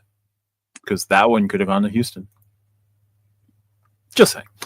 Tariq, I will be using an Uber. I've actually already booked the Uber and connected it to my flight, so they will know if I am delayed for any reason and when it lands to send a wonderful Uber to pick me up. I even went with Uber Black. Like, I'm going, like, why not? Go fancy. DC Metro is pretty strong. Again, I am not opposed to public transportation. I'm opposed to me on public transportation that I have not done before because my adventurous streak is questionable. I mean, they all have start and end points, so at least there's that. Okay, so here's a fun fact. I am from a place that has almost no public transportation. So I am not used to public transportation, nor am I, it's not, when I say I'm not comfortable on it, I'm not comfortable with my own ability to use public transportation effectively. It is not like a comfort of like, I think they are dangerous and scary. I've never had to read a map of a subway or transit system. I don't live in a place that has that really as an option for moving around. I literally live in farmland. So for me, I am infinitely more comfortable hitting a button, getting an Uber, and getting to where I am via Uber than I am public transportation. So again, I am sure it is not terrible. If I was with other people who had ever done it before, or with places that they often did it, even if they had not done DC, I would be fine with it. I am not somebody who's going to do that. I am going to hit the button, get the Uber, and get on with my life. That is just who I am as a person. Plus, Uber goes to Delta, so I get that feature as well. You just want to earn Delta points. That's all. I wish it was MQDs instead of miles, but I'll take what I can get. Yep. Oh, you don't have to buy a card anymore? Nice. Contactless payment made a lot of things a lot easier. But the DC Metro, you could learn in about 12 hours. Also, it shuts down at an unreasonable hour of like 11 p.m. So yeah, it very much is. I am just not from a place where public transportation is prioritized.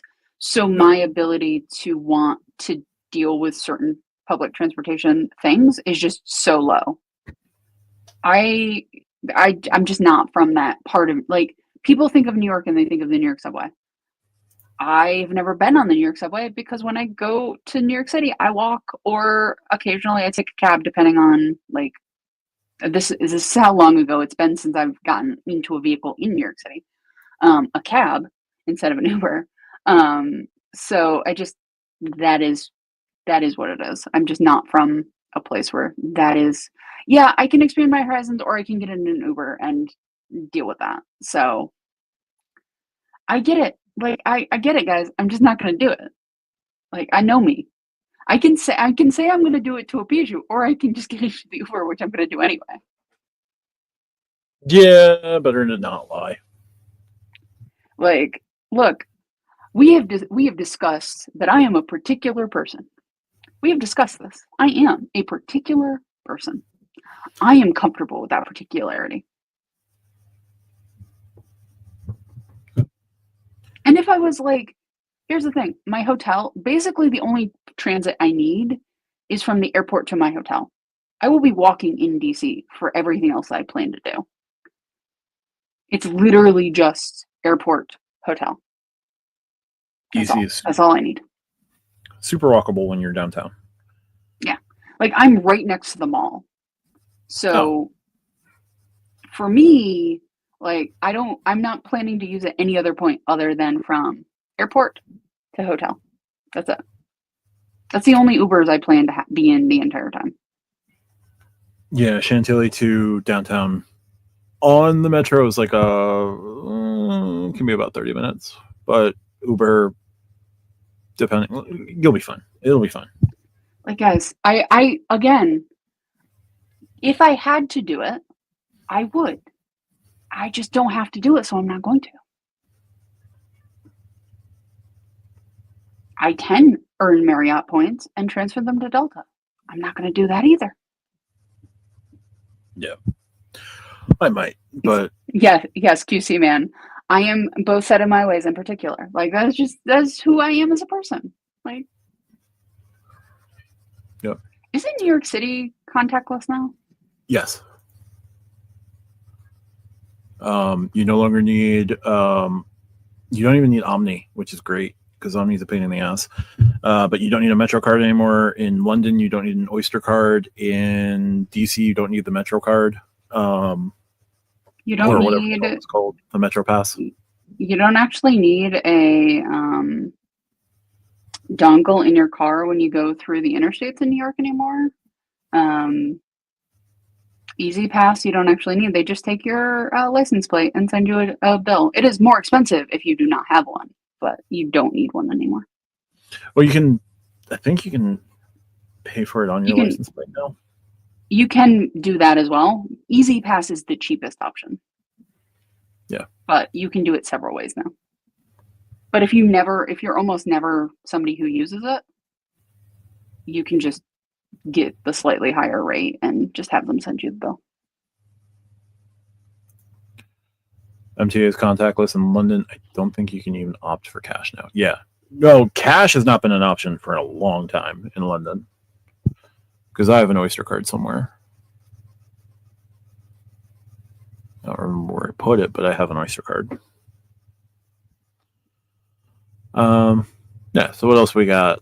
We did the Sapphire Preferred. We did the US Bank Altitude Reserve. We did some other things. Matt, when's your next trip? When is Matt leaving the bunker? I don't know. My next trip that I have to book is probably just going to be going to one of my partner's friend's wedding in October. I don't have anything else kind of spontaneously set up at the moment, which is annoying, but I've got other things I got to deal with. So there's that. Clinton, I hope you have a wonderful trip. I don't know where you're going, but I hope the weather is lovely for you. I hope it's not 300 degrees out like it has been in a lot of the country lately. So I hope you enjoy it. Yep. I have one in August to September, and I have one in October currently. I might have another one in September. We'll see. Yes, I leave the bunker, and yes, I was planning on going to Puerto Rico until I just chose not to. Fair. Yep. Old Town to DC every day. Have you found the Duncan plane for a flight on the Duncan plane, Matt? No, I also haven't actively been looking, but I'm sure I know it flies out of JFK on Monday with some sort of frequency. So there's that. I can't believe you didn't do the 30 airports to win status for 300 years. I didn't want to spend $3,000 or $4,000. I mean, fair. It's 60 here right now, which is nice because it's been 107 or some ridiculous number. Yeah, it has not been. It has been rough in New York lately. Although it spent all day raining and we were in flood watches all day, so there was that. But it was in the 60s where I am. It was great. Like, it was raining and that was annoying, but it was so nice. Also, my next trip is Phoenix at the end of September. Phoenix at September is not terrible. Phoenix now would not be particularly chill. You go in United status for 22 years. Yeah, probably. New York City has been a sauna lately. Yup. Matt, I know we talked about this on the podcast at some point. I don't remember your answer. If you could win status, let's say the no higher than the second from the bottom status. So like with Delta, it would be silver or gold. If you could win status with one airline and one hotel for 20 years.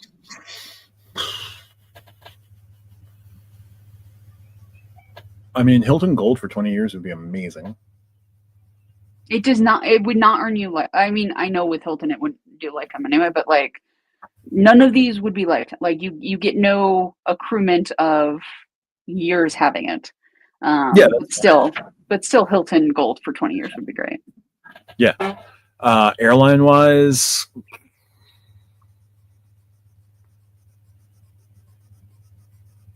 I don't know. United, Silver. Like if I'm getting 20 years of it, I'd best just bank one of the big three. So I'd probably do United, but then it's a question of like, I don't know. Yeah, I would probably do Delta Gold and Hilton Gold. Like that is a combination. Okay, Texas Dog, but we get snow and like blizzards and stuff. We don't need both. We don't need 100 degrees in the summer and also snow. That's what we get every year, though. Like, no, when I was a wee child, it was not 100 degrees constantly, Matt. Oh, Dallas complaining about snow or ice, yeah. No, it's Texas has its own seasons. New York has its own seasons. Everybody has their own seasons. They're all just getting hotter. Yeah, they did say in like 2040, New York will have the same climate that Georgia did in like 2000, which is scary. Yeah, but nothing's going on there. Nothing's wrong there. It's fine. No, it's fine. San Antonio has only had 500-degree days this summer. New York has had more than 500-degree days this summer.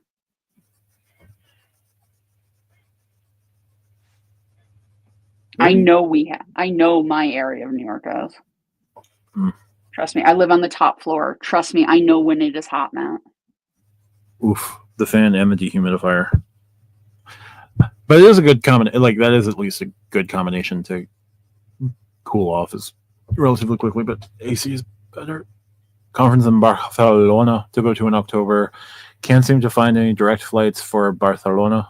If I only had enough AA miles. There's 100,000 offer out there, Keith. It's not a business card. Your accountant won't hit you. Or hear me out.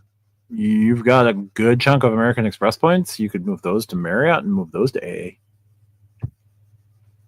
Yeah, but you. Oh no. I'm going to Colorado in October. I'm hoping I don't see snow. Depending on where you are, you will. Well, I'm going to Denver. So, I mean, like, there'll be snow on mountains. I'm hoping I don't, like, have to drive through snow.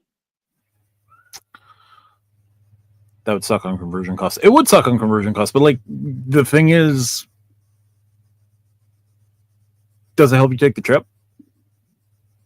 Okay, Keith, cover your ears for a second. Keith can afford to buy first class on cash, like, from his wonderful actual business. Like, let's not, Keith, I'm picking on you only slightly because I know you can handle it.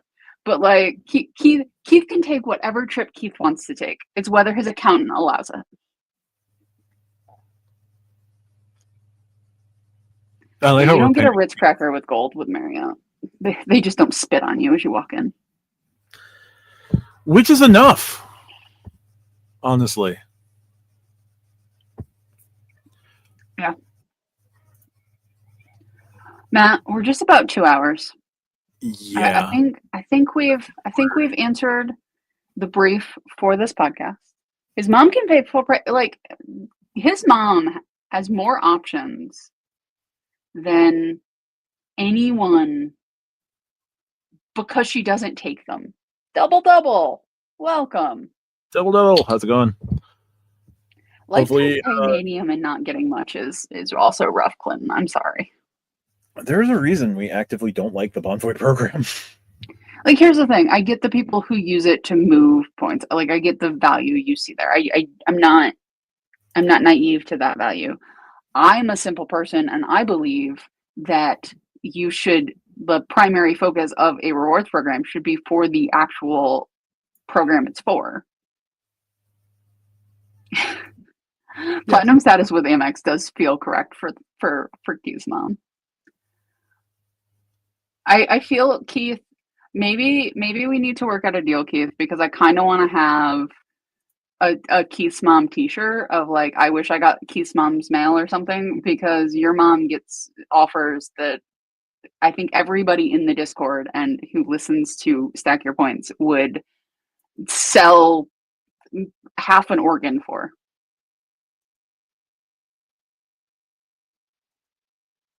Just use half a kidney, it's fine. Oof. I am sorry, Double. Those nights are not fun. There have been Stack Your Points. I do not have dad duty, but Stack Your Points has had some real dad duty lately. Ooh.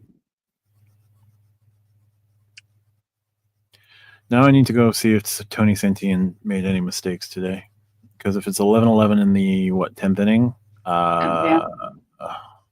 yeah, hold on. How badly did Tony Santian mess me up today? Oh, he hasn't even been used to that yet. Awesome. Sweet. Oh, George Kirby's walking people. I don't like this. We'll come up with a fair deal. Maybe we'll do something for charity, Keith. We'll do something charitable. I don't know what charities your mother would support, but we'll figure it out. But your mother's mail has become a meme in the Stack Your Points community, which is fantastic. I've got my bunker, and we've got Keith's mom's mail. Wondering how Marriott will integrate. Yeah, we got the corner too. How they'll integrate Citizen M. I have a stay booked there in January. I know that they're working on the integration now, so it'll probably be finished by January. I know they closed the deal like a couple of weeks ago. So now it's just transferring everything over and getting Citizen M bookable. Sorry, Double. That's a $2 super chat. Here's to the t-shirt fund. Thank you so much, sir. Here's a question for the chat as we head towards the close. What do you think of as the Stack Your Points lore? Like we just said, Matt's bunker. We have the corner. Like what do you guys think of as Stack Your Points lore? Because as like I watch a lot of Tom Grassi, so I watch a very lore heavy sports channel, and I'm always interested in what has our lore become. Like if we were to make a list of the Stack Your Points lore, what do you guys think it is? Because ultimately we cannot decide what the lore is. We can either lean into or away from said lore, but we are not the lore makers. We are simply the progenitors of said lore. Yeah. QC Man, George Kirby is actually from Rye, New York, not terribly far from Long Island. And why is he randomly my guy?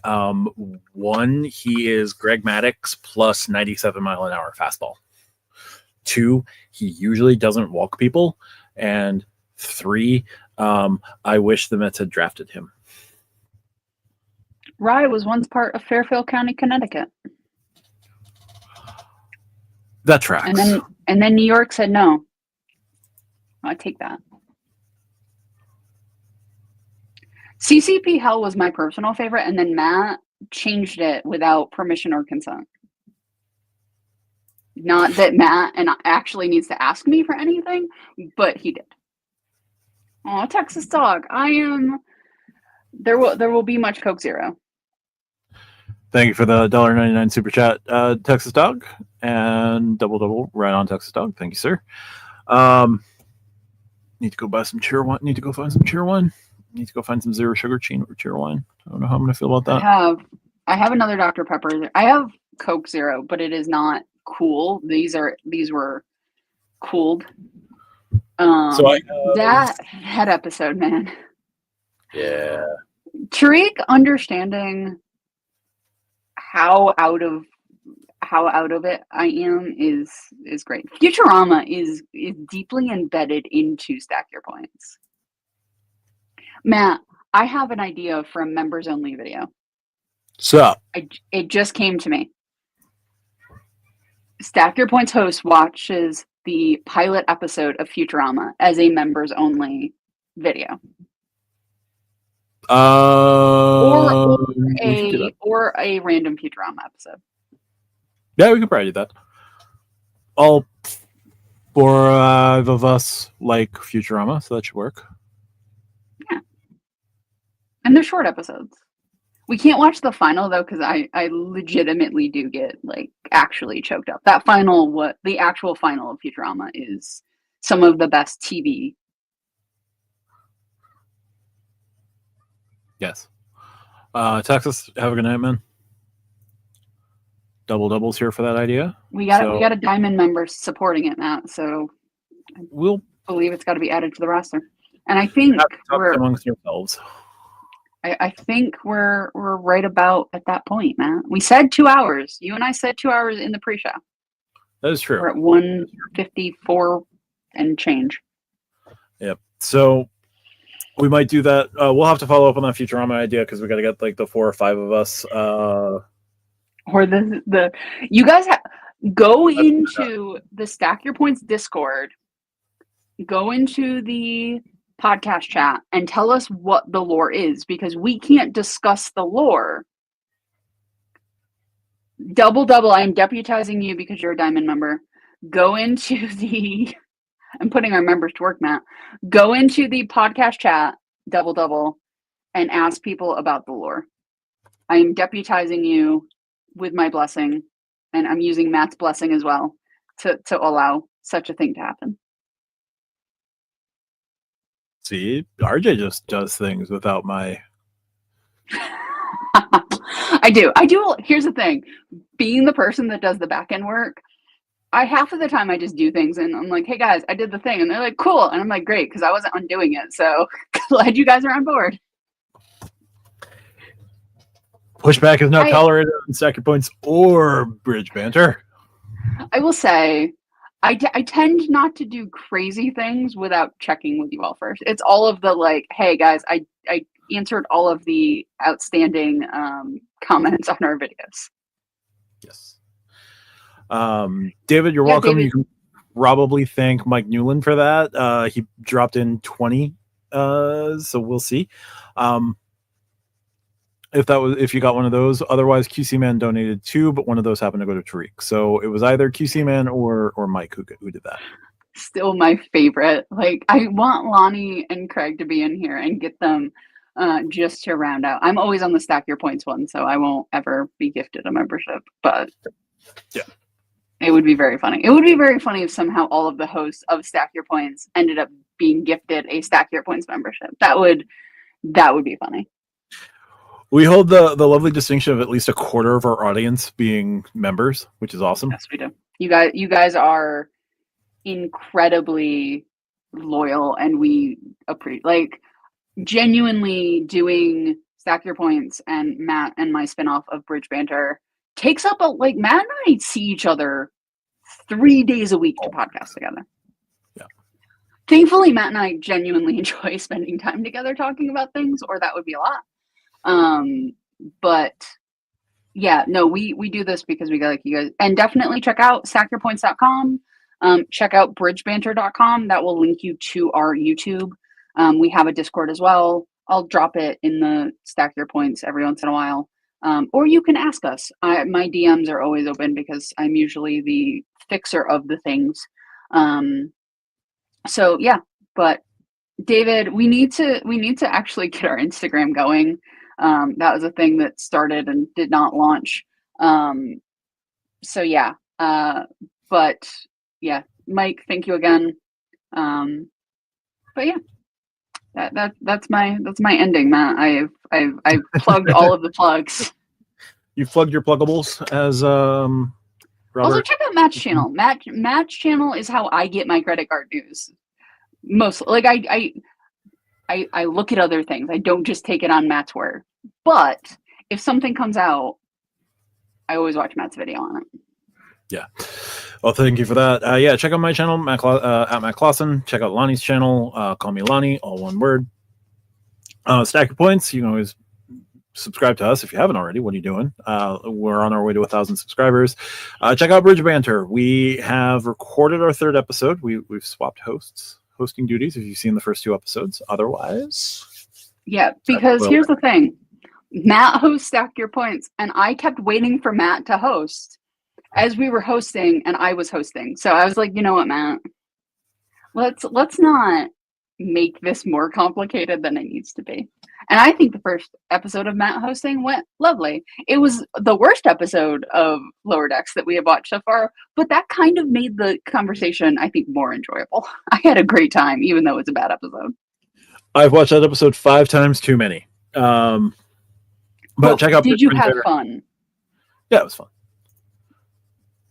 I don't know. When I say all this, like, guys, I do the podcast and a live. I am a prognosticator. Like, my job is to, like, just prognosticate about things. So, like, it's hard for me to want to do a video of my own when I do the lives and I do the stack your point stuff. So I may bring it back. I might. We'll see. Maybe we'll see. I will not say no. I will say not on July 31st of 2025. That's fair. All right, with that, RJ, I will speak to you again Monday evening for Stack Your Points. Yep.